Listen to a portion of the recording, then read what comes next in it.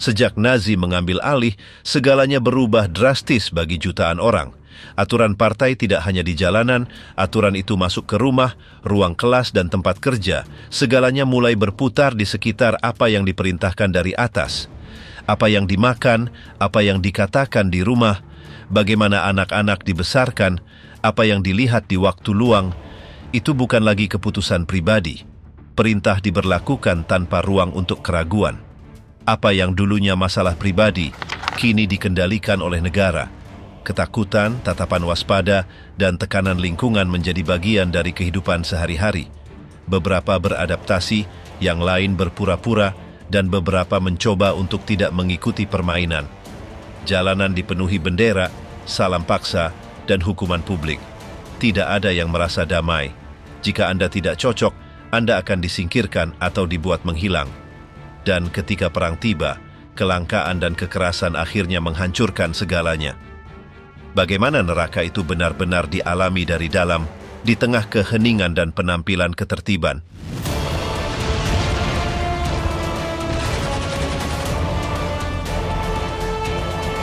Awal kediktatoran Nazi. Ketika Hitler mengambil alih jabatan kanselir pada Januari 1933, dia tidak memiliki mayoritas di parlemen maupun dukungan yang kuat dari semua sektor negara. Tetapi dalam waktu singkat, strateginya untuk melenyapkan oposisi dan mengendalikan semua ruang kekuasaan membuat siapapun yang ingin melawan tidak memiliki ruang gerak. Kebakaran Reichstag, gedung parlemen Jerman, adalah dalih yang ideal. Hanya sehari kemudian, aturan baru disetujui yang memberikan pemerintah kekuasaan untuk menangkap siapapun tanpa bukti atau pengadilan. Persekusi langsung dilancarkan terhadap komunis, sosial demokrat, dan setiap suara kritis. Kamp konsentrasi mulai terisi sejak awal, bukan dengan musuh militer, tetapi dengan warga negara yang berpikir berbeda. Yang paling mengejutkan bukanlah kekerasan itu sendiri, melainkan seberapa cepat hal itu menjadi normal.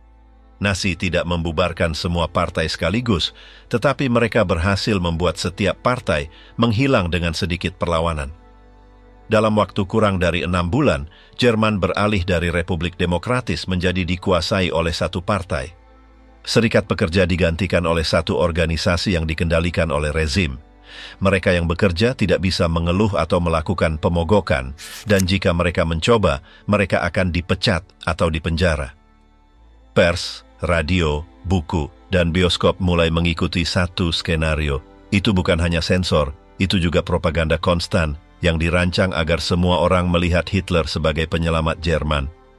Di sekolah-sekolah, para guru diwajibkan bergabung dengan Serikat Nazi dan mengajarkan nilai-nilai rezim. Anak-anak diindoktrinasi sejak kecil dan mereka yang menunjukkan kemampuan khusus dikirim ke sekolah-sekolah negara bagian di mana mereka dilatih sebagai pemimpin partai masa depan.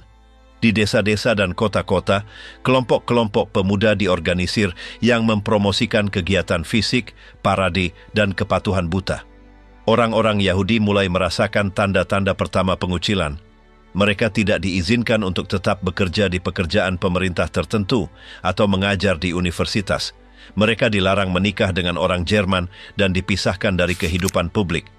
Meskipun belum ada pembicaraan tentang pemusnahan, isolasi sudah berlangsung sejak awal. Banyak orang Jerman bukanlah fanatik, tetapi memilih untuk tidak peduli.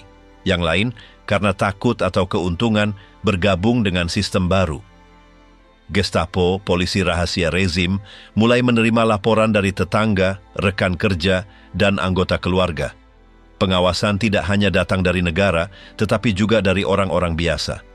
Secara paralel, Hitler bekerja untuk mendapatkan dukungan dari pengusaha dan angkatan darat. Dia menjanjikan stabilitas, penghapusan komunisme, dan peluang pertumbuhan ekonomi. Kesepakatan itu tersirat. Mereka akan mempertahankan kekuasaan mereka selama mereka tidak menentang tatanan baru. Salah satu langkah terpenting adalah persetujuan Undang-Undang Pemberdayaan yang memungkinkan Hitler untuk membuat undang-undang tanpa melalui parlemen. Sejak saat itu, setiap dekret memiliki kekuatan hukum langsung. Itu adalah awal formal kediktatorannya. Sistem peradilan juga diubah. Para hakim ditekan untuk bersumpah setia kepada Führer dan mengikuti garis resmi. Pengadilan tidak lagi imparsial, hukum tidak lagi menjadi batas bagi kekuasaan, melainkan alat untuk memperkuatnya. Hukuman diperberat, banyak yang dipenjara tanpa bukti dan yang lain menghilang tanpa jejak. Universitas yang dulunya merupakan pusat pemikiran bebas dibersihkan. Profesor yang tidak sejalan dengan ideologi rezim diusir. Mahasiswa berpartisipasi dalam pembakaran buku, yakin bahwa mereka sedang membersihkan budaya Jerman. Kecepatan perubahan membuat banyak orang tidak bereaksi.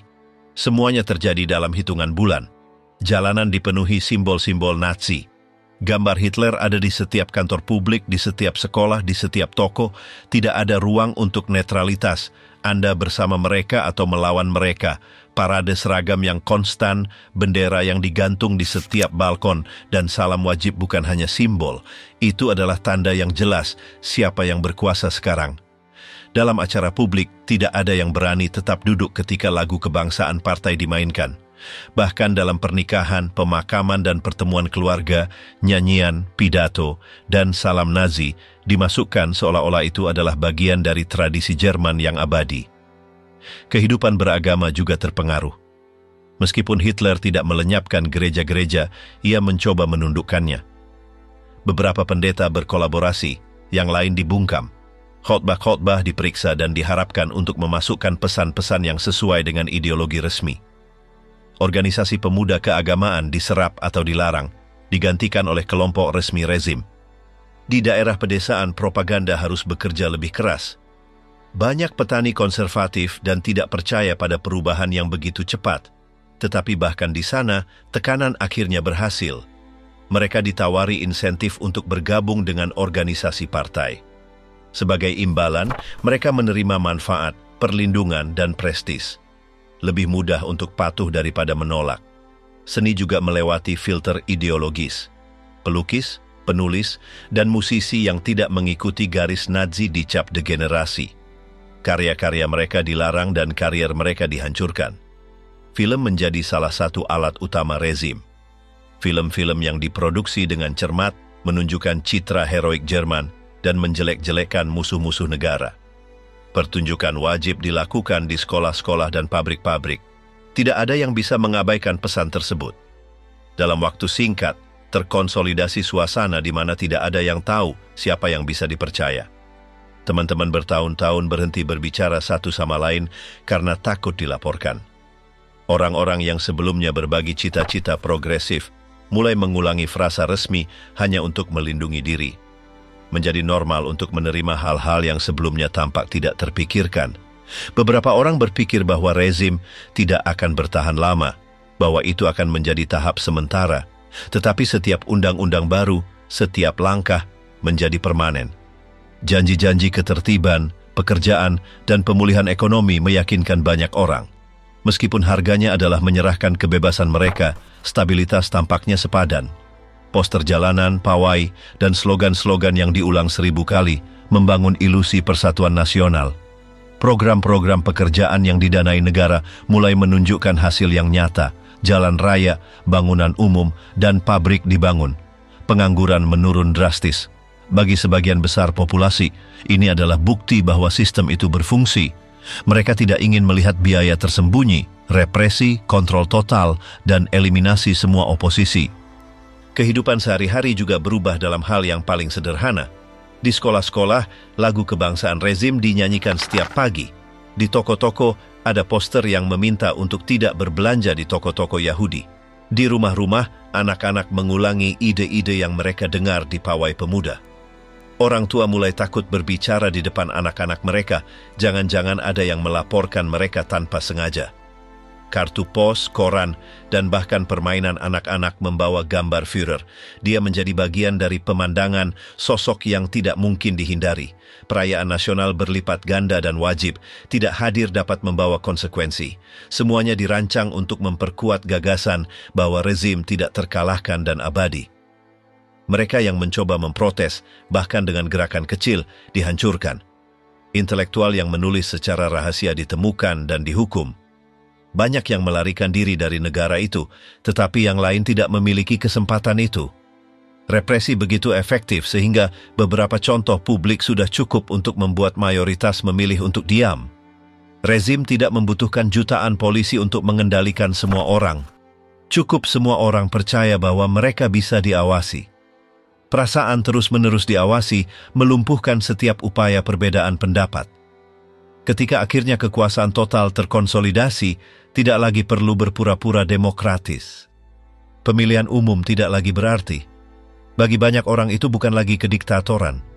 Itu hanyalah Jerman baru. Mematuhi tanpa bertanya, mesin pemujaan yang mengendalikan segalanya. Ketika Hitler berkuasa, citranya ditempatkan sebagai pusat segalanya. Dia tidak hanya kepala negara, dia disajikan sebagai penyelamat negara. Setiap hari, media berbicara tentang dia seolah-olah dia adalah sosok yang hampir sakral. Dia tidak ditampilkan sebagai politikus biasa, tetapi sebagai seseorang yang di atas segalanya. Wajahnya muncul di kantor, sekolah, pabrik, dan bahkan di gereja. Pemujaan terhadap dirinya bukanlah fenomena spontan. Itu diorganisir dengan cermat dari kekuasaan. Propaganda bekerja untuk menampilkannya sebagai seseorang yang tidak pernah salah. Pidatonya disiarkan di mana-mana. Bahkan ketika dia tidak hadir, pengeras suara ditempatkan di jalan-jalan agar suaranya terdengar di mana-mana. Warga diharapkan untuk berdiri dan memperhatikan, meskipun itu hanya rekaman. Pemujaan ini meresap ke setiap sudut kehidupan sehari-hari. Foto-foto Hitler wajib ada di semua ruang publik. Anak-anak tahu namanya sebelum banyak kerabat. Buku-buku sekolah penuh dengan gambarnya. Dalam dongeng anak-anak, dia muncul sebagai pahlawan. Tidak jarang melihat anak-anak kecil memberi hormat ala Nazi dengan sangat alami. Sejak usia dini, pesannya jelas. Seseorang harus mematuhi pemimpin tanpa mempertanyakannya. Salam dengan tangan terangkat bukan hanya isyarat. Itu adalah tanda kesetiaan. Tidak melakukannya bisa menimbulkan kecurigaan. Dalam pertemuan, di jalan, bahkan di rumah, isyarat itu menjadi bagian dari bahasa sehari-hari. Orang-orang menggunakannya untuk menyapa kenalan, atasan, atau tokoh partai. Pada saat-saat tertentu, itu wajib. Tidak melakukannya bisa berakhir dengan laporan. Surat-surat yang diterima Hitler dibaca oleh tim khusus. Setiap hari ribuan surat tiba, banyak di antaranya dari warga biasa yang meminta bantuan atau berterima kasih kepadanya atas apa yang mereka yakini telah dia lakukan untuk mereka. Meskipun dia tidak membalasnya secara pribadi, kantor Führer tetap menjalin kontak. Perasaan kedekatan itu membantu memperkuat gagasan bahwa dialah satu-satunya yang bisa menyelesaikan masalah rakyat. Surat kabar berbicara tentang dia dengan nada hormat. Tidak ada kritik yang diizinkan. Jika ada jurnalis yang ragu, dia dipecat atau ditangkap. Artikel-artikel ditulis yang berbicara tentang kejeniusannya, visinya tentang dunia, komitmennya terhadap Jerman. Setiap gerakannya dilaporkan seolah-olah itu bersejarah. Bahkan keheningannya ditafsirkan sebagai tanda kebijaksanaan. Seniman yang bekerja untuk rezim memproduksi lukisan, patung, dan film, di mana dia menjadi pusatnya. Beberapa menunjukkannya sebagai seorang pejuang, yang lain sebagai ayah pelindung. Segalanya dirancang agar rakyat melihat dalam dirinya jawaban atas keraguan mereka, solusi atas masalah mereka. Di banyak keluarga, gambarnya digantung di samping gambar orang tua atau tokoh agama. Dalam konsentrasi besar yang diselenggarakan oleh partai, seperti yang diadakan di Nuremberg, ribuan orang berbaris serempak, mendengarkan pidatonya dan mengulang slogan-slogan. Segalanya dikoreografi dengan sangat teliti. Tujuannya bukan hanya untuk menunjukkan kekuatan, tetapi juga untuk menciptakan emosi kolektif, perasaan bahwa semua orang adalah bagian dari sesuatu yang besar, dengan satu pemimpin. Kaum muda dilatih untuk mengikutinya tanpa berpikir. Dalam organisasi pemuda Nazi, mereka diajarkan bahwa kebenaran datang dari atas. Frasa seperti Hitler benar atau Führer tahu apa yang dia lakukan diulang. Keraguan tidak disambut. Jika seseorang terlalu banyak bertanya, dia dikeluarkan dari kelompok atau dicap pengkhianat. Begitulah terbentuk generasi yang melihat kepatuhan sebagai kewajiban. Di dalam partai Nazi, semua orang tahu bahwa mereka harus menunjukkan kesetiaan penuh kepada Hitler. Jabatan tertinggi diisi oleh mereka yang mengikutinya tanpa mempertanyakan. Pengalaman atau pengetahuan tidak begitu penting, melainkan ketaatan. Struktur vertikal ini menghilangkan setiap upaya debat internal. Keputusan dibuat di puncak dan turun tanpa perubahan. Tidak ada yang berani mengemukakan pendapat lain. Dalam kehidupan publik, perayaan berpusat pada sosoknya. Ulang tahun Hitler menjadi hari libur nasional. Pada hari itu parade, pidato, acara sekolah, dan pertemuan partai diadakan. Potretnya digantung di jalan-jalan dan kembang api diluncurkan. Itu adalah pertunjukan yang lebih besar dari tanggal penting lainnya dalam kalender. Populasi tidak dapat mengabaikannya, bahkan jika mereka tidak percaya padanya. Pesan-pesan rezim bersikeras bahwa semua yang baik datang dari Führer. Jika sebuah pabrik dibuka, itu karena visinya. Jika pengangguran menurun, itu berkat dia. Jika Jerman memenangkan sesuatu sekecil apapun, dikatakan itu karena kepemimpinannya. Pendekatan ini tidak menyisakan ruang untuk tokoh lain. Hanya ada satu yang bertanggung jawab atas pencapaian, dan itu adalah Hitler. Biografi resmi menghilangkan detail yang tidak nyaman. Mereka berbicara tentang asal-usulnya yang sederhana, pengabdiannya dalam perang, dan bagaimana dia telah membangkitkan negara. Segalanya diceritakan secara epik. Tidak disebutkan kesalahan, kegagalan, atau kontradiksinya. Setiap keraguan tentang masa lalunya diabaikan atau dihapus. Begitulah dibangun citra yang sempurna yang tidak mungkin diperdebatkan. Bahkan permainan papan dan materi sekolah memperkuat sosok pemimpin. Dalam beberapa permainan, anak-anak maju kota jika mereka menjawab pertanyaan dengan benar tentang Hitler atau partai. Buku-buku bacaan menyertakan anekdot yang menggambarkannya sebagai pemberani, bijaksana, dan adil. Bahkan dongeng pengantar tidur diadaptasi untuk memasukkan pesan-pesan rezim. Pengulangan terus-menerus membuat citranya terukir sejak kecil. Laporan rahasia rezim menunjukkan bahwa banyak warga tidak percaya pada semua yang dikatakan, namun mereka tidak mengatakannya dengan lantang. Tekanan sosial sangat besar. Jika seseorang mengatakan sesuatu yang tidak pada tempatnya, dia bisa dilaporkan. Oleh karena itu bahkan mereka yang ragu tetap mengikuti permainan. Mereka bertepuk tangan dalam pidato, mengibarkan bendera, dan mengatakan apa yang diharapkan dari mereka. Hitler sendiri menghindari berbicara dengan orang biasa. Lingkungannya tertutup, tetapi propaganda membuat orang percaya bahwa dia mengetahui masalah rakyat. Ketika sebuah kisah tentang seorang warga yang dibantu olehnya diterbitkan, itu untuk memperkuat citra itu. Meskipun situasi itu dibesar-besarkan atau dibuat-buat, itu memenuhi tujuannya. Itu memberi kesan bahwa dia memperhatikan semua orang. Mereka yang bekerja di dekatnya mengatakan bahwa dia tidak mengizinkan kritik. Mereka yang datang dengan keraguan disingkirkan. Laporan yang dia terima disaring untuk menunjukkan hanya apa yang ingin dia lihat. Begitulah tercipta suasana di mana semua orang berpura-pura semuanya baik-baik saja. Bahkan ketika itu tidak benar, tidak ada yang ingin menjadi pembawa berita buruk. Gagasan bahwa Hitler tidak pernah salah memiliki konsekuensi serius. Ketika sesuatu gagal, dia tidak disalahkan. Orang lain dicari sebagai kambing hitam, menteri, pejabat, atau bahkan rakyat. Itu semakin memicu ketakutan untuk berbuat salah. Setiap orang tahu bahwa jika sesuatu berjalan salah, dia bisa menanggung konsekuensinya. Ketakutan dan sanjungan bercampur, menciptakan sistem di mana semua orang diam dan patuh. Kultus Führer tidak menghilang seiring waktu. Sebaliknya, itu menjadi lebih kuat. Bahkan di saat-saat tersulit, terus diulang bahwa dia tahu apa yang dia lakukan. Meskipun negara mulai menderita, propaganda mengatakan bahwa itu adalah bagian dari rencana yang lebih besar. Begitulah ilusi dipertahankan. Sosok yang berkuasa, tak tersentuh, yang harus dipercaya semua orang tanpa bertanya. Bagaimana seluruh Jerman diubah menjadi jaringan mata-mata tanpa seragam?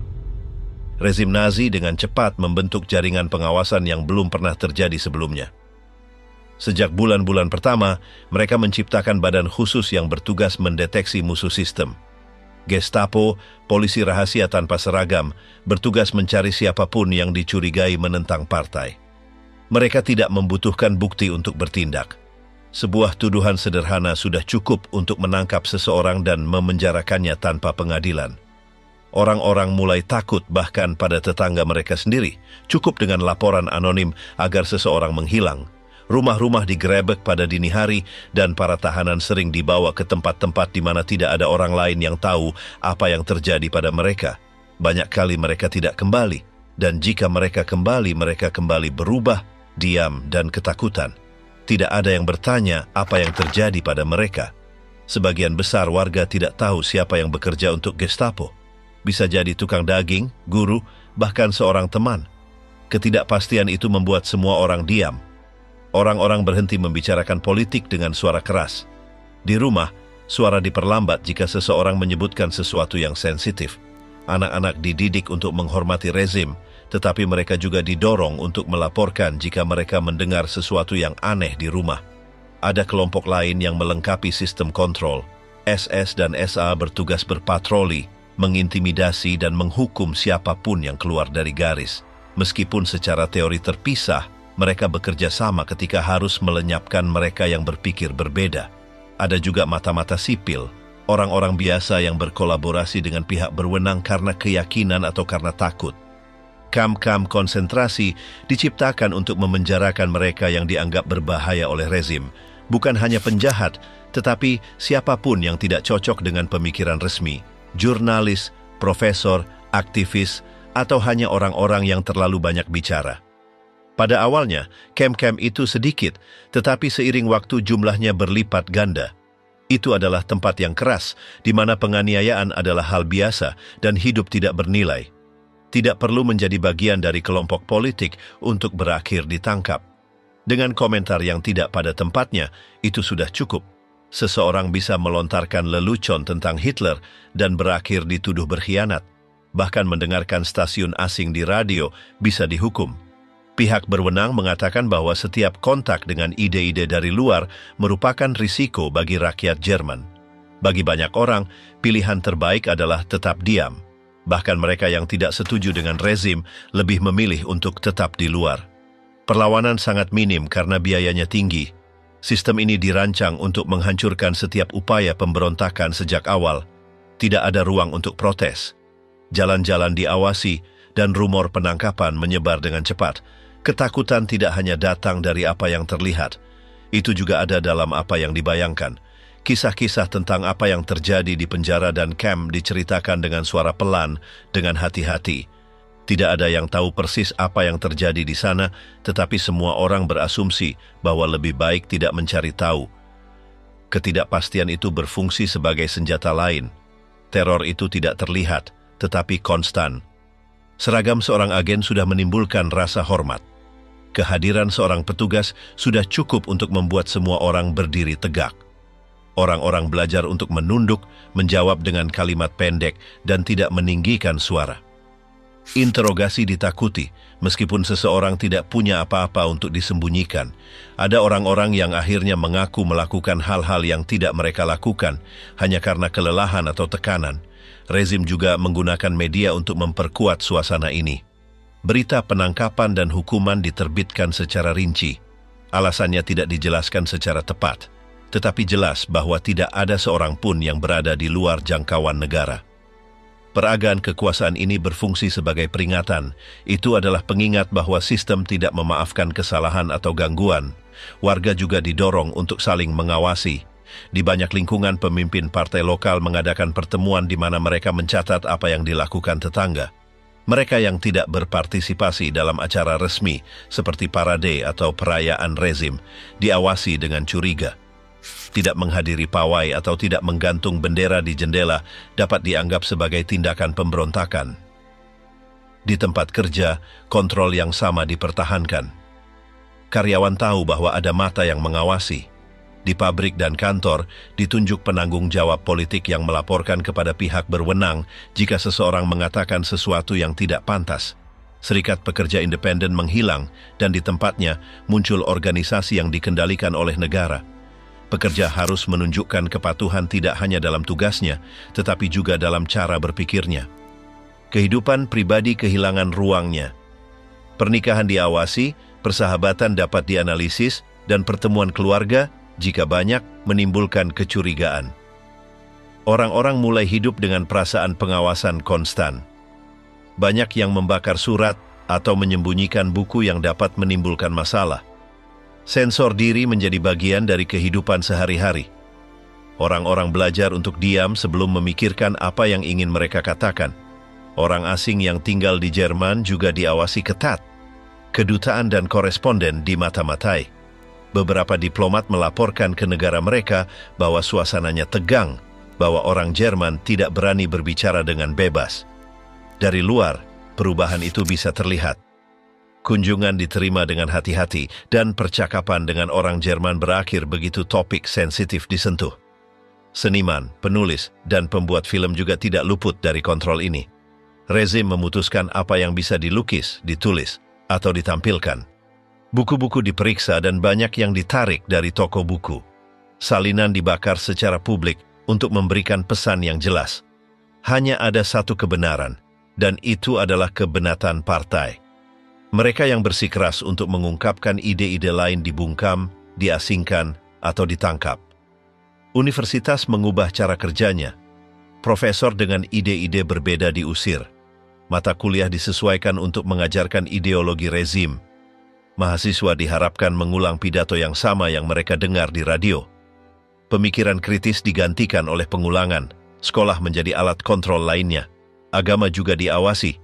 Meskipun gereja tidak dilarang, mereka diharapkan untuk bekerja sama.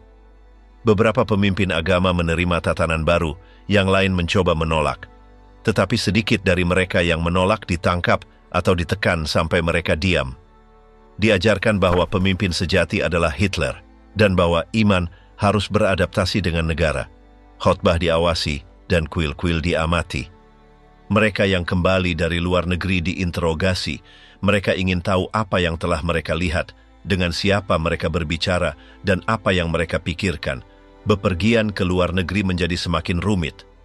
Bahkan di dalam negeri, bergerak tanpa izin dapat menimbulkan kecurigaan. Dokumen dan surat izin diperlukan. Negara ingin memiliki kontrol penuh atas setiap gerakan warganya. Di kota-kota kecil, kontrol lebih kuat lagi. Semua orang saling mengenal, dan setiap perubahan perilaku menarik perhatian. Tidak perlu seorang polisi untuk mengawasi, cukup dengan tetangga yang penasaran. Budaya di mana gosip dapat memiliki konsekuensi serius tercipta. Beberapa menggunakan laporan untuk membalas dendam atau melenyapkan saingan pribadi. Media komunikasi melayani ketakutan.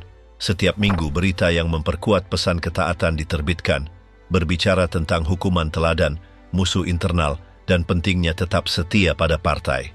Radio mengulang slogan, dan film menunjukkan mata-mata mengkhianati negara. Pesannya jelas, tidak ada yang aman jika berpikir berbeda. Jadi, masyarakat dibentuk oleh pengawasan dan hukuman. Orang-orang berhenti saling percaya. Mereka beradaptasi dengan lingkungan di mana yang paling aman adalah tidak menonjol. Keheningan dan ketaatan menjadi satu-satunya cara untuk bertahan hidup. Ketakutan bukan hanya pada Gestapo atau camp. Itu adalah tetangga, teman, bahkan diri sendiri. Wanita di bawah nazisme, antara buayan ketakutan dan ketaatan. Setelah rezim mengkonsolidasikan kekuasaannya, pihak berwenang dengan jelas memaksakan peran yang mereka harapkan dari wanita. Mereka diberi misi kunci dalam pembangunan bangsa, menjadi ibu. Slogan yang diulang-ulang di poster, pidato resmi dan ruang kelas tidak menyisakan keraguan, anak-anak dapur dan iman. Model feminin yang dipromosikan oleh partai adalah wanita yang berbakti pada rumah tangga, bertugas membesarkan generasi masa depan dan menjaga rumah sesuai dengan norma-norma yang ditetapkan. Negara mulai memberikan imbalan kepada wanita yang memiliki lebih banyak anak. Penghargaan seperti salib ibu ditetapkan, yang diberikan sesuai dengan jumlah keturunan, perunggu untuk 4 anak, perak untuk 6, dan emas untuk 8 atau lebih. Upacara diadakan secara terbuka. Acara-acara diselenggarakan di mana para ibu dielu-elukan seolah-olah mereka adalah pahlawan nasional. Ukuran ini tidak hanya simbolis, itu juga menawarkan manfaat nyata, seperti perumahan yang lebih baik atau dukungan ekonomi. Pada saat yang sama, wanita tidak dianjurkan untuk mencari pekerjaan. Banyak dari mereka diberhentikan dari posisi mereka di kantor, sekolah, atau pabrik untuk memberi ruang bagi pria. Universitas membatasi masuknya wanita. Karier yang dianggap maskulin hampir tertutup bagi mereka. Mereka yang terus belajar diawasi dengan curiga. Pesannya jelas, belajar itu baik hanya jika tidak mengganggu tugas menjadi seorang ibu. Propaganda menampilkan gambar wanita tersenyum yang sedang memasak, merawat anak-anak, atau menjahit. Majalah wanita mengesampingkan topik mode untuk fokus pada nasihat tentang keibuan, resep tradisional, dan cara mengatur rumah tangga. Bahkan mainan pun berubah. Anak perempuan menerima dapur mini, boneka, dan permainan yang mensimulasikan pekerjaan rumah tangga. Semuanya dirancang untuk mempersiapkan ibu masa depan sejak kecil. Namun, tidak semua menerima peran ini tanpa ragu. Banyak wanita muda, terutama di kota-kota, ingin bekerja, belajar, atau hidup dengan cara lain. Tetapi mereka menghadapi hambatan hukum dan sosial. Berbicara menentang model resmi dapat membawa konsekuensi. Mereka yang bersikeras menjalani hidup yang berbeda dicap egois atau tidak patriotik. Dalam beberapa kasus mereka diawasi atau bahkan diinterogasi. Wanita juga diintegrasikan ke dalam organisasi resmi partai. Liga Wanita Jerman mengumpulkan wanita dari segala usia untuk mengajari mereka cara melayani negara dari rumah mereka. Kursus memasak, perawatan anak, dan menjahit ditawarkan. Tetapi indoktrinasi juga termasuk.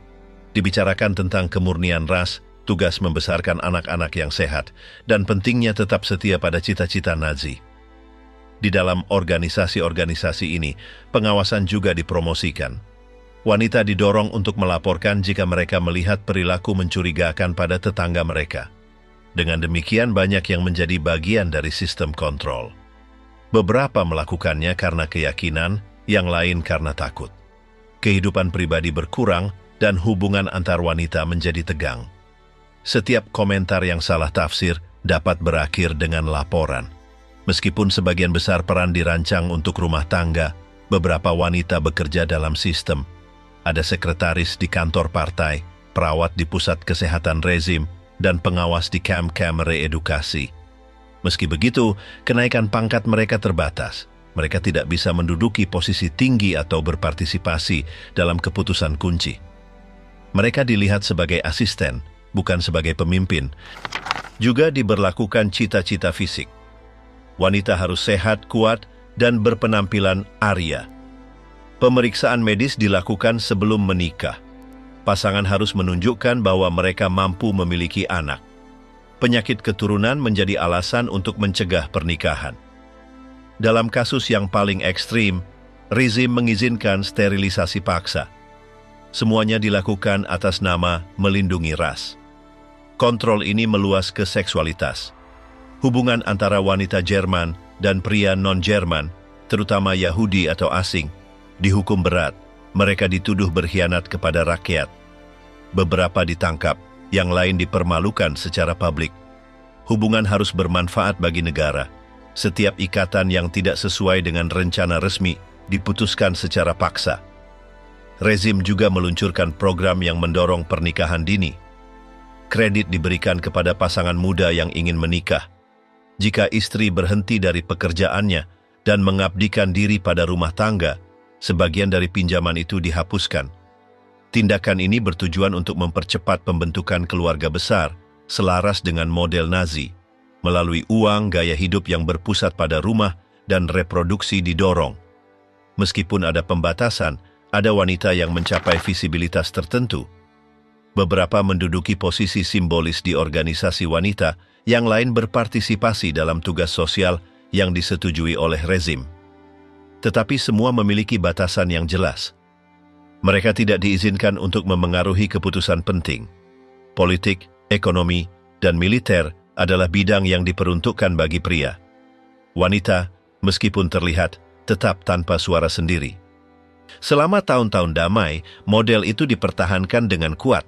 Tetapi ketika perang pecah, segalanya berubah. Kebutuhan akan tenaga kerja menyebabkan rezim mengubah beberapa aturan. Banyak wanita dipanggil untuk bekerja di pabrik, kantor, atau bahkan di pedesaan. Apa yang sebelumnya dianggap tidak dapat diterima, sekarang menjadi perlu. Namun, propaganda terus mengatakan bahwa itu bukan peran utama mereka. Mereka yang bekerja melakukannya di bawah tekanan. Mereka diminta untuk menyelesaikan tugas mereka tanpa berhenti menjadi ibu atau istri teladan. Upaya ganda itu melelahkan. Mereka diharapkan mengurus rumah mereka setelah jam kerja yang panjang. Rezim tidak menawarkan dukungan yang cukup. Semuanya menimpa mereka. Namun sedikit yang mengeluh dengan lantang. Ketakutan dan kewajiban membuat semuanya diam. Wanita juga menjadi korban bentuk kontrol lain. Beberapa dipaksa untuk berpartisipasi dalam program reproduksi selektif. Mereka dipasangkan dengan tentara atau anggota partai untuk memiliki anak yang dianggap murni. Tidak semua menerima, tetapi tekanannya kuat. Mereka diyakinkan dengan mengatakan bahwa mereka membantu negara mereka. Kenyataannya mereka digunakan sebagai alat negara. Di wilayah pendudukan, perlakuan terhadap wanita bahkan lebih brutal. Beberapa wanita Jerman berpartisipasi sebagai sipir di kamp atau penjara. Yang lain menetap sebagai istri perwira di daerah yang ditaklukkan.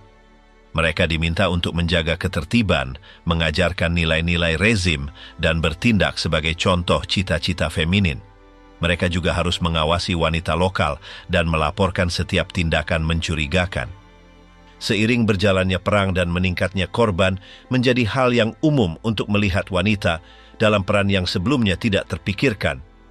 Beberapa mengemudikan tram, yang lain bekerja sebagai pengawas. Namun, keterbukaan ini bukanlah pengakuan, melainkan tindakan darurat. Begitu perang berakhir, mereka diharapkan kembali ke rumah. Tidak ada pembicaraan tentang kesetaraan, melainkan penggantian sementara. Akhir konflik benar-benar mengubah hidup jutaan orang. Banyak wanita kehilangan suami, saudara laki-laki, atau anak-anak mereka. Kota-kota hancur, dan mereka harus membangun kembali kehidupan sehari-hari mereka di antara puing-puing. Rezim telah menghilang, tetapi semua yang telah mereka alami tetap ada. Beberapa menyeret beban karena telah menjadi bagian dari sistem. Yang lain hanya mencoba beradaptasi sebaik mungkin. Selama pengadilan pasca perang, hanya sedikit wanita yang dibawa ke pengadilan. Mereka dianggap tokoh minor, meskipun banyak yang berkolaborasi aktif. Beberapa berhasil menghindari hukuman apapun, yang lain menerima sanksi dangkal. Selama beberapa dekade, peran yang mereka miliki di bawah Nazisme diabaikan. Baru kemudian hal itu mulai dipelajari secara mendalam. Apa yang sebelumnya dibenarkan sebagai ketaatan, hari ini diperiksa sebagai bagian lain dari mesin. Hidup di rumah antara kesusahan, ketakutan, dan kebiasaan. Di banyak kota, rutinitas sehari-hari seolah berlanjut, tetapi di balik fasad itu, segalanya mulai berubah tanpa banyak disadari. Jadwal sekolah diubah, daftar bacaan, lagu-lagu di acara publik, dan bahkan seragam. Pesan-pesan partai perlahan-lahan menyusup ke buletin, pertemuan tetangga, dan pengumuman di stasiun kereta api. Meskipun toko-toko buka dan orang-orang melanjutkan pekerjaan mereka, lingkungan tidak lagi sama. Apa yang tampak seperti kebiasaan sebenarnya adalah adaptasi progresif terhadap aturan-aturan baru. Propaganda membantu mempertahankan citra itu. Keluarga-keluarga tersenyum, berpakaian rapi, dengan makanan di meja, dan rumah-rumah yang rapi ditampilkan. Media berbicara tentang kemajuan, persatuan, dan kebanggaan nasional. Segala sesuatu yang dapat menimbulkan ketakutan atau keraguan disembunyikan. Idenya adalah untuk menunjukkan bahwa di bawah sistem baru, semuanya berjalan lancar dan orang-orang hidup lebih baik. Namun, sedikit demi sedikit, pembatasan mulai muncul. Beberapa produk menghilang dari rak. Kontrol diperkenalkan untuk pembelian makanan dan barang-barang pokok. Meskipun pada awalnya tidak terlalu terlihat, seiring waktu menjadi lebih jelas. Populasi harus membiasakan diri menggunakan kupon untuk membeli roti, daging, atau sabun. Kelangkaan menjadi bagian dari rutinitas. Perang membawa lebih banyak kesulitan. Kota-kota dipenuhi poster yang meminta untuk menghemat, mendaur ulang, atau menyumbangkan barang. Para wanita memasak dengan apa yang mereka miliki. Resep-resep baru dibuat dengan bahan pengganti. Di banyak rumah, pakaian diperbaiki, dan anak-anak mewarisi pakaian saudara mereka. Konsumsi dikurangi seminimal mungkin. Semuanya terfokus pada mendukung upaya perang. Meskipun demikian, propaganda terus menampilkan semuanya positif. Di berita dikatakan bahwa pengorbanan itu perlu dan bahwa rakyat Jerman itu kuat. Adegan-adegan pabrik-pabrik yang bekerja, pemuda di pedesaan membantu mengumpulkan hasil panen, dan ibu-ibu yang bangga di rumah ditampilkan. Kenyataannya lebih sulit, tetapi citra resmi tidak berubah. Pengeboman sekutu mengubah kehidupan sehari-hari.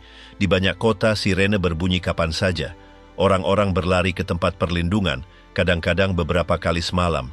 Tidur menjadi sulit, rumah-rumah hancur, layanan terganggu, dan makanan semakin langka.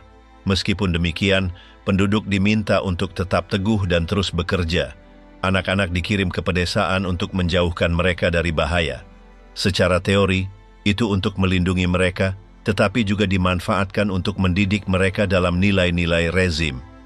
Mereka hidup berkelompok, di bawah pengawasan, jauh dari orang tua mereka. Mereka belajar untuk patuh, untuk tetap tabah, dan untuk berpikir sebagai tentara atau ibu di masa depan. Bagi banyak orang itu adalah pengalaman yang sulit, meskipun disajikan sebagai hak istimewa. Para wanita, selain mengurus rumah tangga, melakukan tugas-tugas tambahan. Mereka mengurus kebun kota, mengumpulkan pakaian bekas, dan berpartisipasi dalam kampanye dukungan untuk garis depan. Mereka juga bekerja di pabrik, kantor, atau di pedesaan. Meskipun tidak diakui secara publik, upaya mereka sangat penting untuk menjaga segalanya tetap berjalan sementara para pria berada di garis depan. Di dalam rumah, ketegangan terasa.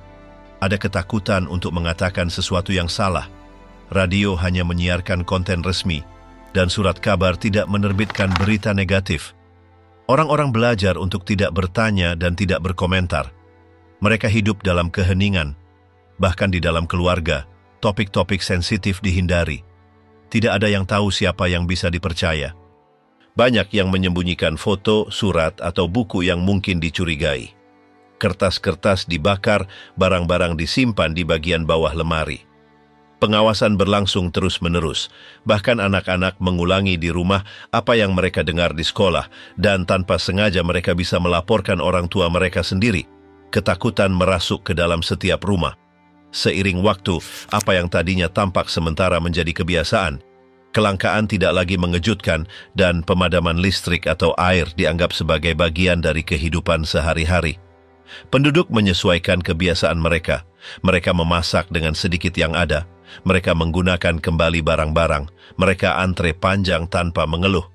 Itu adalah normalitas baru, diterima, meskipun tidak disukai. Di beberapa kota tetangga saling membantu. Mereka berbagi makanan, membantu perbaikan, atau merawat anak-anak satu sama lain. Itu bukan atas inisiatif resmi, tetapi karena kebutuhan. Meskipun ada kontrol negara, jaringan bantuan antar orang biasa memainkan peran penting.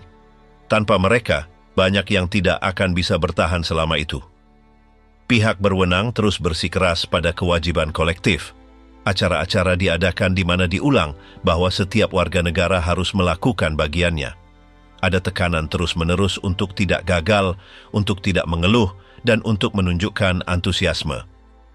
Pawai, hari kerja sukarela, dan kampanye pengumpulan diorganisir. Semua orang harus berpartisipasi, dan mereka yang tidak melakukannya akan dicap. Di rumah, orang tua menghindari berbicara di depan anak-anak. Mereka takut anak-anak akan mengulangi sesuatu di sekolah.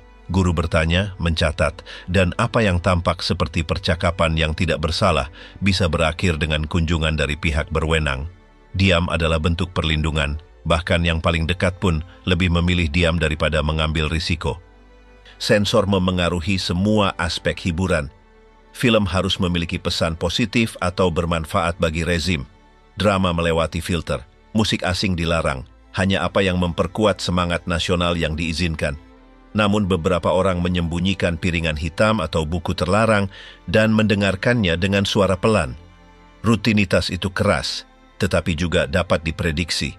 Pengulangan harian itu memberikan rasa kontrol tertentu. Meskipun hidup dalam ketakutan, ada juga saat-saat tenang, menyiapkan makanan sederhana, mengobrol dengan tetangga, atau menjahit pakaian adalah cara untuk menjaga sedikit kemanusiaan di tengah kontrol dan kelangkaan. Setiap gerakan kecil menjadi penting. Seiring berjalannya waktu, berita dari garis depan semakin buruk. Meskipun propaganda mencoba menyembunyikannya, orang-orang mulai menyadari bahwa perang tidak berjalan dengan baik. berbicara dengan suara pelan tentang kekalahan, tentang tentara yang tidak kembali, tentang kota-kota yang hancur. Tetapi tidak ada yang bisa mengkonfirmasi apapun. Sumber resmi terus memberikan angka-angka yang dihiasi dan pidato-pidato kemenangan. Kelelahan meluas. Populasi merasa lelah secara fisik dan mental. Pekerjaan, penjatahan, pengeboman, dan ketakutan memakan korban. Meskipun demikian, sebagian besar terus memenuhi tugas mereka. Bukan karena antusiasme, tetapi karena kebiasaan atau karena tidak tahu harus berbuat apa lagi. Bagi banyak orang, menolak adalah satu-satunya pilihan yang mungkin. Dalam beberapa bulan terakhir rezim, situasi memburuk. Bom jatuh lebih sering, pasokan hampir menghilang, dan kekacauan meningkat. Di beberapa daerah, pihak berwenang tidak lagi dapat mempertahankan kendali. Populasi harus mengurus diri sendiri. Ketakutan akan kekalahan ditambah dengan ketakutan akan pembalasan. Tidak ada yang tahu apa yang akan terjadi jika rezim runtuh. Beberapa mulai menyimpan dokumen, menghancurkan bukti, atau mencari cara untuk menghilang. Yang lain hanya menunggu. Rumah-rumah dalam reruntuhan, keluarga-keluarga terpisah, dan makanan lebih langka dari sebelumnya. Meskipun demikian, pidato-pidato terus berbicara tentang kemenangan. Ketidaksesuaian antara kenyataan dan apa yang dikatakan di depan umum adalah total. Dibesarkan untuk patuh, masa kecil yang terprogram di Reich ketiga. Sejak awal, para komandan Nazi melihat anak-anak sebagai kunci untuk mengamankan dominasi jangka panjang mereka. Alih-alih mencoba meyakinkan orang dewasa, mereka memilih untuk membentuk cara berpikir anak-anak. Jika mereka berhasil memenangkan hati kaum muda, masa depan rezim akan terjamin. Otoritas partai dan pemerintah berfokus pada pengambilalihan kendali penuh atas sistem pendidikan. Mereka tidak puas dengan mengubah beberapa rencana studi. Mereka ingin memiliki kendali penuh atas apa yang dipelajari, dipikirkan, dan dihargai anak-anak sejak awal. Para guru yang terus mengajar secara tradisional diberhentikan atau dihukum, hanya mereka yang selaras dengan visi rezim yang boleh tinggal. Banyak profesor, karena takut atau keyakinan, akhirnya berkolaborasi. Mereka yang tidak melakukannya diganti dengan personel yang lebih dapat diandalkan. Buku-buku teks ditulis ulang agar mengajarkan sejarah, biologi, dan bahkan geografi sesuai dengan kepentingan partai. Penulis Yahudi atau asing disingkirkan dan materi yang menonjolkan kebanggaan nasional dan superioritas ras Arya diperkenalkan. Di ruang kelas, terus-menerus dibicarakan tentang mematuhi para pemimpin setia kepada rakyat dan bersedia berkorban untuk tanah air. Bahkan dalam mata pelajaran biasa seperti matematika atau sains, contoh-contoh yang memperkuat pemikiran resmi dimasukkan. Siswa belajar membedakan antara mereka yang dianggap warga negara yang baik dan mereka yang dianggap musuh rakyat. Mereka diminta untuk mengawasi apa yang terjadi di rumah mereka dan memberitahu jika orang tua atau tetangga mereka berbicara buruk tentang pemerintah. Itu mengubah anak-anak menjadi bagian dari sistem pengawasan. Pengajaran hanyalah sebagian dari rencana. Di luar sekolah, kaum muda diserap oleh organisasi partai. Anak laki-laki masuk ke Pemuda Hitler, sementara anak perempuan masuk ke Liga Gadis Jerman. Apa yang pada awalnya bersifat opsional, kemudian menjadi wajib. Melalui permainan, jalan-jalan, lagu-lagu, dan tugas kelompok, cita-cita rezim ditanamkan. Anak laki-laki dilatih untuk menjadi tentara dan pemimpin, dan anak perempuan untuk menjadi istri dan ibu dalam model keluarga yang dipromosikan oleh partai. Seragam adalah bagian penting dari sistem. Itu bukan hanya pakaian. Itu menunjukkan bahwa mereka adalah bagian dari gerakan. Menggunakannya menimbulkan kebanggaan, tetapi juga tekanan. Mereka yang tidak memakainya akan dicap dan itu memengaruhi keluarga mereka. Salam dengan tangan terangkat, sumpah, dan nyanyian diulang dalam setiap kegiatan. Semuanya dirancang agar anak-anak merasa menjadi bagian dari tujuan yang lebih besar dari diri mereka sendiri. Itu adalah lingkungan di mana disiplin, pengabdian, dan kesesuaian dihargai. Tugas yang diberikan kepada mereka tidak hanya bersifat rekreatif. Mereka dilatih dalam keterampilan fisik, teknik bertahan hidup, dan bahkan cara menggunakan senjata. Pada usia yang sangat muda, sudah dibicarakan tentang melayani negara, berjuang untuknya, dan, jika perlu, mati untuknya. Peran anak perempuan bukan tentang persiapan militer, tetapi tentang membentuk wanita yang melayani rumah tangga, pengasuhan anak, dan komunitas. Mereka belajar memasak, pertolongan pertama, dan cara mengatur rumah tangga sesuai dengan norma-norma partai. Tujuannya adalah agar mereka tumbuh siap untuk membesarkan generasi berikutnya di bawah prinsip-prinsip yang sama. Semua ini menciptakan lingkungan di mana kaum muda tidak mengenal realitas lain. Sejak kecil, mereka hidup dikelilingi oleh simbol, frasa, dan orang-orang yang mengulang pesan yang sama. Tidak ada ruang untuk pemikiran kritis atau untuk mempertanyakan apa yang dikatakan kepada mereka. Seiring bertambahnya usia anak-anak, mereka diharapkan melalui berbagai tahap dalam organisasi pemuda. Anak laki-laki memulai di kelompok untuk anak kecil, kemudian beralih ke pemuda Hitler yang sebenarnya, dan kemudian ke bagian persiapan untuk tentara atau SS. Semuanya bertahap dan terencana. Anak perempuan juga melewati tingkatan. Pertama, mereka menerima pelatihan dasar di Liga Gadis, kemudian di kelompok-kelompok yang mengajar merawat anak-anak, mengurus rumah, dan mendukung kegiatan komunitas. Tidak pernah mereka didorong untuk mencari jenis masa depan lain di luar peran yang ditugaskan. Tekanan sosial sangat kuat. Siapapun yang tidak berintegrasi akan terisolasi. Orang tua takut anak-anak mereka akan dicap sebagai bermasalah jika mereka tidak berpartisipasi. Dalam banyak kasus, anak-anak itu sendiri meminta untuk bergabung agar tidak ketinggalan dari apa yang dilakukan orang lain. Mereka yang menonjol dalam kelompok-kelompok ini menerima penghargaan, diangkat sebagai pemimpin pemuda, dan diizinkan untuk mewakili gerakan dalam acara publik. Itu memberikan status dan dalam beberapa kasus membuka pintu ke posisi dalam pemerintahan atau angkatan bersenjata di kemudian hari. Perkemahan musim panas dan perjalanan yang diorganisir berfungsi sebagai alat untuk memperkuat disiplin. Di sana anak-anak bangun pagi, berolahraga, dan berpartisipasi dalam pertemuan di mana dibicarakan tentang kesetiaan, pengorbanan, dan tugas. Semuanya memiliki arti. Membentuk kaum muda yang tidak akan pernah ragu untuk mengikuti perintah. Selama waktu luang, anak-anak juga terpapar materi yang dirancang oleh rezim. Film, cerita, dan bahkan permainan papan mengulang nilai-nilai resmi. Ini bukan hanya tentang mengajar di kelas, tetapi tentang membuat segala sesuatu di lingkungan mereka mengulang pesan yang sama. Dalam keluarga, situasinya menjadi rumit. Beberapa orang tua tidak setuju dengan sistem, tetapi harus menunjukkan dukungan agar tidak mendapat masalah. Yang lain percaya pada rezim dan percaya bahwa mereka melakukan hal yang benar. Dalam kedua kasus, anak-anak tumbuh dalam lingkungan tanpa kontradiksi yang jelas. Ketika perang dimulai, banyak dari kaum muda ini sudah sangat terintegrasi ke dalam sistem, sehingga mereka tidak ragu untuk berkolaborasi. Mereka membantu dalam tugas pengumpulan, berpartisipasi dalam pawai, dan beberapa ditugaskan untuk menjaga properti yang dibom atau memberikan dukungan di rumah sakit. Seiring berjalannya waktu, perang menyerap bahkan remaja. Banyak yang dikirim untuk pelatihan dipercepat untuk melayani sebagai kombatan. Beberapa menjadi sukarelawan, yang lain dipaksa. Itu adalah langkah selanjutnya dalam rencana yang telah digariskan rezim untuk mereka sejak kecil. Dampak psikologisnya besar, tetapi tidak diizinkan untuk membicarakannya, menunjukkan kelemahan dipandang buruk. Kaum muda didorong untuk menahan rasa sakit, mengabaikan ketakutan, dan memikirkan tugas. Tidak ada ruang untuk membicarakan kecemasan, kebingungan, atau kesedihan. Dalam beberapa bulan terakhir konflik dengan keruntuhan yang dekat, unit tempur dibentuk hanya dengan kaum muda. Beberapa di antaranya baru berusia 15 atau 16 tahun.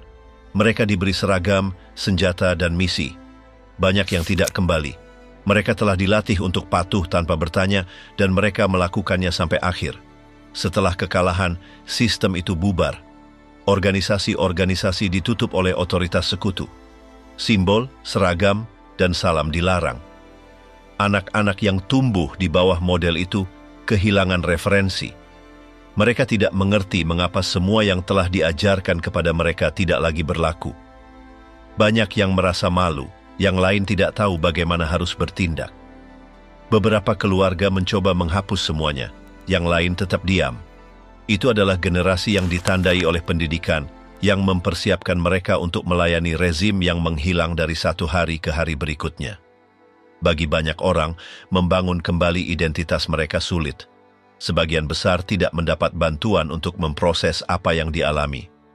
Di sekolah mereka diajari sejarah yang berbeda, tetapi tanpa alat untuk memahami perubahan. Masa kecil yang mereka jalani tetap tersimpan, tanpa jawaban. Akhir Reich, apa yang dialami warga sipil di antara puing-puing, ketakutan dan keheningan saat pasukan sekutu maju dan pengeboman semakin intensif, warga sipil di Jerman memasuki rutinitas yang ditandai oleh ketidakpastian dan ketakutan. Sirene berbunyi setiap saat dan orang-orang terbiasa hidup dekat dengan tempat perlindungan. Tidur dengan pakaian lengkap menjadi hal yang umum, begitu pula menyiapkan koper jika harus melarikan diri secara tiba-tiba. Pemadaman listrik adalah bagian dari kehidupan sehari-hari. Pada malam hari, bahkan lilin pun tidak bisa dinyalakan tanpa risiko. Jendela ditutupi dengan tirai gelap agar tidak ada sedikit pun cahaya yang keluar. Ada hukuman bagi mereka yang tidak mematuhi peraturan ini karena dianggap membahayakan semua orang. Di pasar, mendapatkan makanan semakin sulit. Penjatahan tidak cukup dan banyak yang bergantung pada barter atau kontak untuk mendapatkan lebih banyak. Yang paling beruntung memiliki kerabat di pedesaan yang mengirimkan paket. Sisanya mengantre panjang untuk produk apapun. Sabun, sepatu, dan bahkan tisu toilet menjadi barang langka. Para wanita menjahit pakaian dengan apa yang mereka temukan dan memperbaiki sol sepatu berulang kali. Anak-anak memakai apa yang tersisa meskipun rusak atau terlalu kecil. Propaganda tetap kuat. Surat kabar berbicara tentang perlawanan dan kemenangan, meskipun di jalan semua orang tahu bahwa akhir sudah dekat. Meski begitu, banyak yang terus berpura-pura percaya diri karena takut dilaporkan. Tidak ada yang tahu siapa yang bisa dipercaya, dan itu membuat hidup semakin tegang. Di kota-kota besar seperti Berlin atau Hamburg, pengeboman menghancurkan seluruh lingkungan. Orang-orang tidur di stasiun metro, ruang bawah tanah, atau tempat manapun yang menawarkan perlindungan. Beberapa tidak berani keluar bahkan di siang hari. Suara pesawat menyebabkan kepanikan. Otoritas lokal berusaha menjaga ketertiban, tetapi semakin sulit. Banyak polisi dan pejabat telah dipanggil ke garis depan atau tidak lagi muncul. Sebagai gantinya, anggota partai berusaha mengendalikan situasi, tetapi dengan sedikit keberhasilan. Ketakutan terhadap orang asing meningkat. Dibicarakan apa yang mungkin dilakukan Soviet jika mereka tiba, dan itu memicu kecemasan. Kisah-kisah yang beredar tentang penjarahan dan pelecehan menciptakan paranoia. Beberapa keluarga lebih memilih melarikan diri ke barat daripada menunggu tentara merah. Pada saat yang sama, rezim terus mengeksekusi mereka yang dianggap pengkhianat atau desertir. Tentara digantung karena tidak mengikuti perintah dan warga sipil karena melemahkan moral. Banyak mayat tergantung di tiang dengan plakat tergantung di leher sebagai peringatan. Anak-anak tidak asing dengan semua ini. Banyak yang melihat hal-hal yang seharusnya tidak pernah mereka saksikan. Mereka bermain di antara reruntuhan, mencari makanan dimanapun mereka bisa, dan belajar bergerak di tengah kekacauan. Masa kecil terganggu oleh kenyataan yang tidak mereka pahami, tetapi yang sudah menjadi bagian dari hidup mereka. Di tengah kehancuran, beberapa orang masih berusaha mempertahankan rutinitas. Ada yang tetap pergi bekerja, meskipun kantornya sudah tidak ada. Yang lain membuka usaha kecil dadakan untuk menukar produk. Kebutuhan membuat kreativitas menggantikan norma. Gereja-gereja mulai penuh bukan karena iman, tetapi karena keputusasaan. Orang-orang mencari makna, penjelasan, atau setidaknya penghiburan. Khotbah menghindari berbicara tentang rezim dan berfokus pada harapan. Itu adalah cara untuk melawan tanpa mengatakannya secara terbuka. Beberapa hari terakhir adalah yang terburuk. Tidak ada makanan, tidak ada transportasi, dan ketakutan itu total. Stasiun-stasiun penuh dengan orang-orang yang mencoba melarikan diri, tetapi tidak ada kereta yang tersisa. Jalan-jalan dipenuhi gerobak yang ditarik kuda dan orang-orang yang berjalan dengan pakaian seadanya. Ketika terdengar kabar bahwa Hitler telah meninggal, banyak yang tidak mempercayainya. Yang lain mengira itu adalah tipuan untuk menipu musuh. Berita itu tidak disambut dengan kelegaan segera, melainkan dengan lebih banyak kebingungan. Tidak ada yang tahu apa yang akan terjadi selanjutnya atau siapa yang akan mengambil alih. Sedikit demi sedikit penyerahan diri menjadi jelas.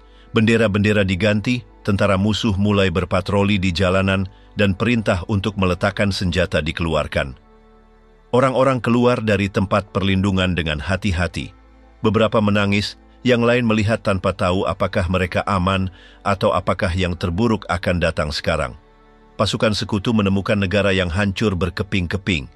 Rumah-rumah hancur, rumah sakit runtuh, dan ribuan orang tanpa makanan atau air.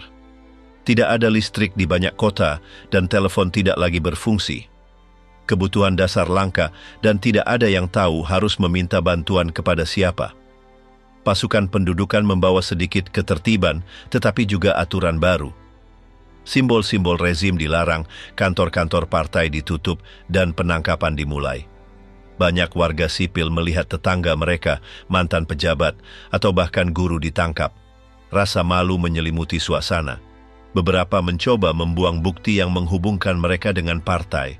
Mereka membakar seragam, menyembunyikan dokumen, dan berusaha untuk tidak menarik perhatian. Tetapi selalu ada seseorang yang mengingat siapa yang mengatakan apa atau siapa yang melaporkan siapa. Wanita sangat menderita. Banyak yang diserang oleh tentara musuh, terutama di timur. Dibicarakan dengan suara pelan tentang apa yang terjadi pada mereka, tetapi semua orang tahu. Para korban diam, dengan ketakutan dan tanpa dukungan. Itu adalah luka yang dalam yang butuh waktu lama untuk sembuh. Anak-anak tersesat, beberapa kehilangan orang tua mereka, yang lain sendirian di kota-kota yang hancur. Otoritas sekutu mengorganisir panti asuhan darurat dan mencari kerabat. Ada kasus di mana anak-anak kecil diadopsi tanpa tahu apakah orang tua mereka masih hidup. Kelaparan tidak berakhir dengan berakhirnya perang. Cadangan telah habis dan transportasi belum berfungsi. Mereka bergantung pada bantuan eksternal yang datang sedikit demi sedikit. Antrean untuk mendapatkan roti, susu, atau obat-obatan menjadi bagian dari rutinitas selama berbulan-bulan. Di banyak daerah, warga sipil mulai mengorganisir diri untuk bertahan hidup. Mereka membersihkan jalanan, memperbaiki atap, berbagi apa yang mereka temukan. Komunitas kecil lebih cepat pulih, sementara di kota-kota kekacauan berlangsung lebih lama.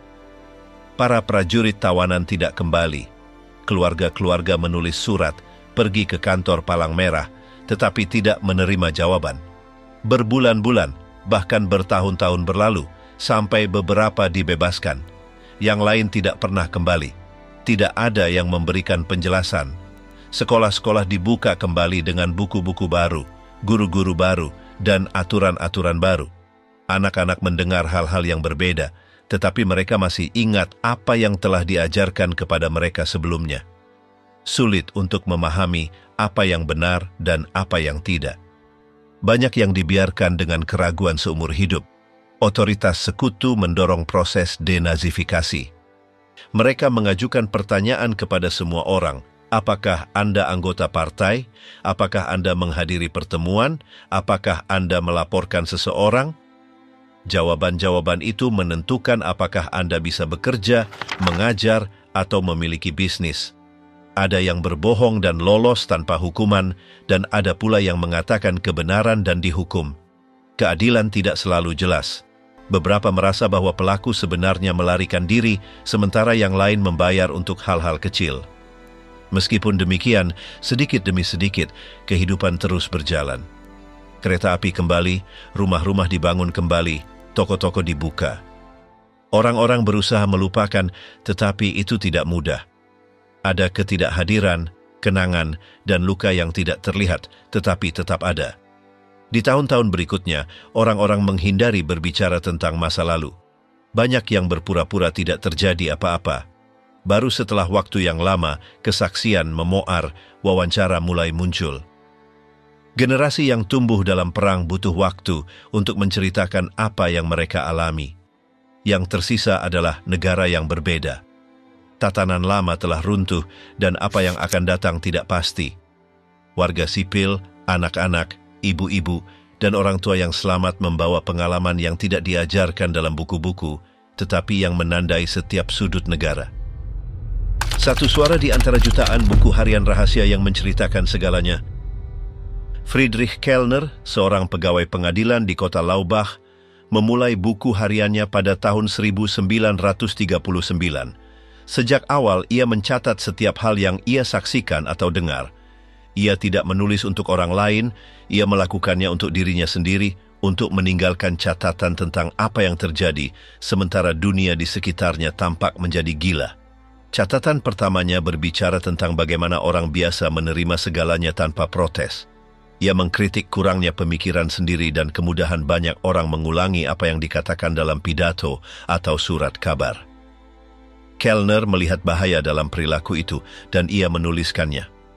Ketika Jerman menginvasi Polandia, ia menulis bahwa itu adalah perang agresi yang disamarkan sebagai pertahanan. Ia tahu bahwa tidak benar Polandia menyerang lebih dulu. Ia mendengarkan komentar di jalanan, propaganda, dan membandingkan semuanya dengan apa yang ia sendiri ketahui. Seiring berjalannya bulan, buku harian itu menjadi lebih keras. Ia menulis tentang bagaimana berita disensor, bagaimana radio hanya menyiarkan satu versi fakta, dan bagaimana orang-orang mulai takut berbicara dengan suara keras. Tidak ada yang tahu apakah seorang tetangga bisa melaporkan Anda karena komentar yang salah tafsir. Ia juga mencatat apa yang ia dengar dari tentara yang kembali dari garis depan. Ada kisah-kisah eksekusi, penjarahan, dan penyalahgunaan. Meskipun hal-hal ini tidak diceritakan di depan umum, mereka menyebar seperti bisikan di desa-desa. Kellner tidak mengabaikan apapun, ia menulis semuanya.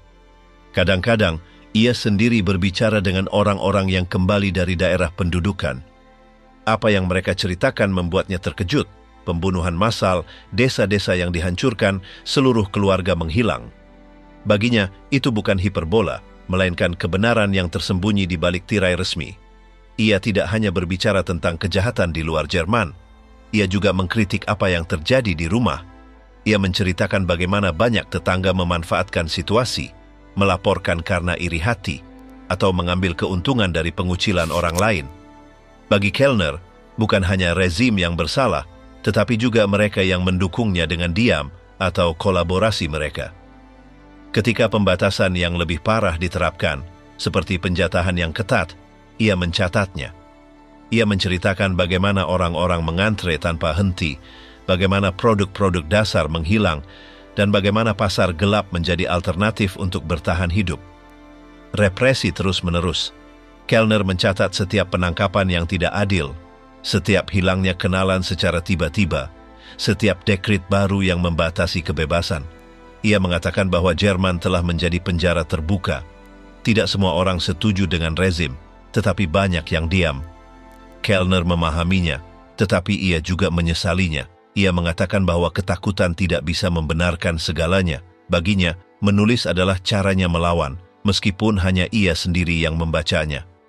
Selama tahun-tahun paling intens perang, ia tidak berhenti menulis. Bahkan ketika pengeboman semakin dekat, ketika situasi memburuk, buku hariannya terus bertambah. Ia mencatat nama, tanggal, detail. Ia tahu bahwa di masa depan semua itu bisa berguna. Ia mengkritik kepatuhan buta, kurangnya refleksi, dan nasionalisme kosong. Baginya, Jerman tidak menjadi besar, melainkan dihancurkan dari dalam. Ia melihat dengan jelas apa yang orang lain tidak ingin lihat. Pada tahun 1942, Kellner menulis tentang rumor yang tidak lagi begitu rahasia. Pemusnahan sistematis orang Yahudi. Ia tidak menggunakan eufemisme. Ia mengatakan bahwa apa yang ia dengar tentang kereta api, camp, dan kamar gas tidak bisa dibuat-buat. Ia bertanya-tanya bagaimana mungkin begitu banyak orang tahu dan tidak ada yang melakukan apa-apa. Tahun itu, ia menggambarkan bagaimana seorang wanita menceritakan kepadanya bahwa keponakannya, seorang tentara di front timur, telah menyaksikan pembantaian ribuan orang. Kellner mencatat semuanya, tembakan, kuburan massal, keheningan paksa. Baginya, tidak ada lagi keraguan tentang apa yang sedang terjadi. Ia tidak membatasi diri untuk menulis tentang orang lain. Ia juga mencatat apa yang ia lihat di lingkungannya. Toko-toko Arya yang semakin ramai, rumah-rumah kosong milik keluarga yang menghilang, bisnis-bisnis yang berganti pemilik setelah reorganisasi. Apa yang tadinya normal telah berubah menjadi buruk tanpa disadari oleh hampir semua orang. Kellner tidak menahan kritik. Ia menulis bahwa rakyat Jerman bukanlah korban, bahwa mereka tahu lebih banyak daripada yang mereka akui. Ia menunjukkan kemunafikan, kepasifan, dan oportunisme mereka yang berpura-pura tidak tahu apa-apa sementara mereka mengambil keuntungan dari sistem. Dalam buku hariannya, tidak hanya ada kecaman, ia juga menunjukkan rasa frustrasi. Ia bertanya-tanya masa depan seperti apa yang akan dimiliki Jerman setelah itu. Ia menulis bahwa, bahkan jika mereka memenangkan perang, harganya begitu mahal sehingga tidak ada yang akan membenarkan apa yang telah dilakukan. Setiap kali berita berbicara tentang kemenangan baru, ia ragu. Ia memeriksa peta, mendengarkan percakapan di jalan, dan membandingkan semuanya dengan logikanya. Ia menulis bahwa kekalahan hanya masalah waktu, tetapi kerusakan sudah terjadi. Pada tahun 1943, pengeboman di kota-kota Jerman mulai meningkat. Kellner mencatatnya secara rinci, gedung-gedung yang hancur, rumah sakit tanpa sumber daya, anak-anak tanpa sekolah. Meskipun ia tidak merayakan penderitaan, ia mengatakan bahwa itu adalah konsekuensi langsung dari apa yang telah ditabur negara. Ia juga mulai melihat perubahan pada orang-orang. Beberapa yang sebelumnya adalah pengikut rezim yang setia, sekarang bergumam menentang. Tetapi ia tidak memaafkan mereka. Ia mengatakan bahwa penyesalan yang terlambat tidak mengubah masa lalu, dan bahwa banyak yang hanya berubah pikiran karena takut kalah. Meski begitu, ia tidak berhenti menulis. Setiap halaman yang ditambahkan ke buku harian adalah cara untuk melawan kelupaan. Ia mengatakan bahwa jika suatu hari seseorang membacanya, ia akan mengerti bahwa tidak semua orang adalah kaki tangan, tetapi juga tidak ada begitu banyak orang tak berdosa seperti yang ingin dipercayakan. Dalam beberapa bulan terakhir perang, Kellner menulis lebih sedikit. Kekacauan mengelilinginya, pasukan melarikan diri, perintah yang membingungkan, warga sipil yang ketakutan. Tetapi meskipun demikian, ia terus mencatat apa yang ia bisa. Ia menulis tentang tentara Rusia, tentang rumor bunuh diri massal, tentang pidato-pidato putus asa terakhir. Ketika diketahui bahwa Hitler telah meninggal, Kellner hanya menulis satu kalimat. Akhirnya monster itu pergi. Ia tidak merayakan, hanya menyatakan fakta bahwa baginya itu datang terlalu terlambat. Setelah jatuhnya rezim, ia menulis tentang kedatangan pasukan sekutu, interogasi warga sipil, dan upaya pertama untuk membangun kembali apa yang hancur.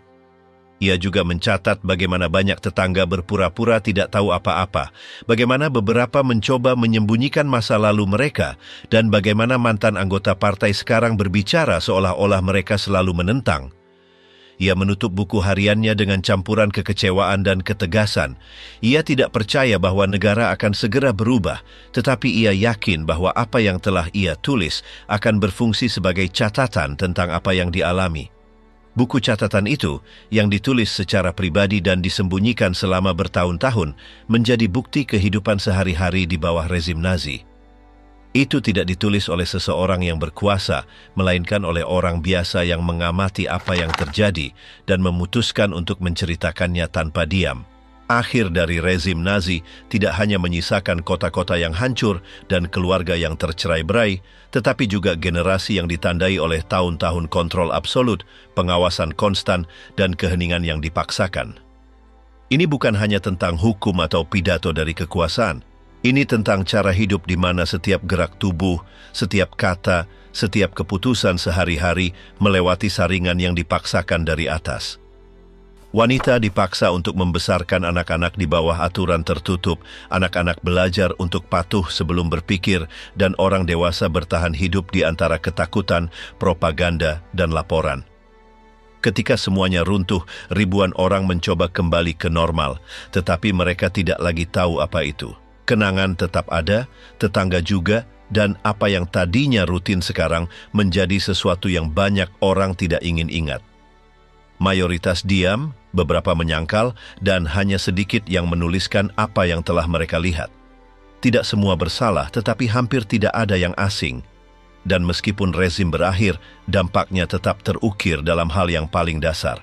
Bagaimana hidup, bagaimana patuh, dan bagaimana mencoba untuk terus maju.